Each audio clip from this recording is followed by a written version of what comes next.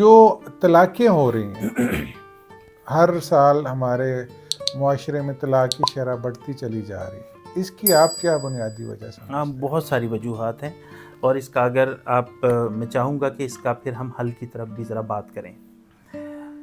मुख्तलिफ़ चीज़ें हैं, मियाँ बीवी को ये तय कर लेना चाहिए उसूली के तौर पे, और करना पड़ेगा उन्हें, चाहिए वाली बात नहीं है कि दूसरों की वजह से अपना ताल्लुक़ ख़राब नहीं होने देंगे। ये बहुत बड़ी रीज़न है हमारे यहाँ पे। फिर इसी तरह से हमारे यहाँ पर शादी को लेके क्योंकि तैयारी ही नहीं होती, तो हमने या तो बहुत सारे ख़दशात पाले होते हैं या बहुत सारी इस ताल्लुक़ को ग्लैमराइज़ किया होता है। तो ग्लैमर की उम्र हमेशा कम होती है।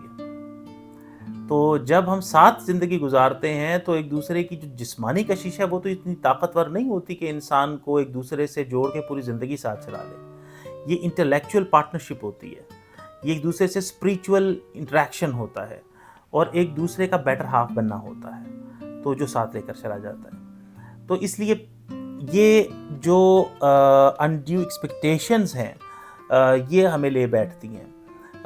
उससे पहले जब ज़ौज बना रहे होते हैं हम, तो हमें उस वक्त भी ज़ौज नहीं बनाना आ रहा होता कि आखिर हम जो अपने साथी को चुनना चाह रहे हैं तो वो किन ट्रेड्स की बुनियाद पे चुनें। हम शक्ल की बुनियाद पे चुन लेते हैं, हम पैसे की बुनियाद पे चुन लेते हैं, हम करियर की बुनियाद पे चुन लेते हैं, हम ट्रेड्स की बुनियाद पे नहीं चुनते, हम कैरेक्टरिस्टिक्स की बुनियाद पे नहीं, पर्सनैलिटी के कैरेक्टरिस्टिक्स की बुनियाद पे नहीं चुनते। नतीजा ये होता है कि वो एक कमज़ोर पर्सनैलिटी होती है और हमारे सामने तो केसेस हैं कितने सारे।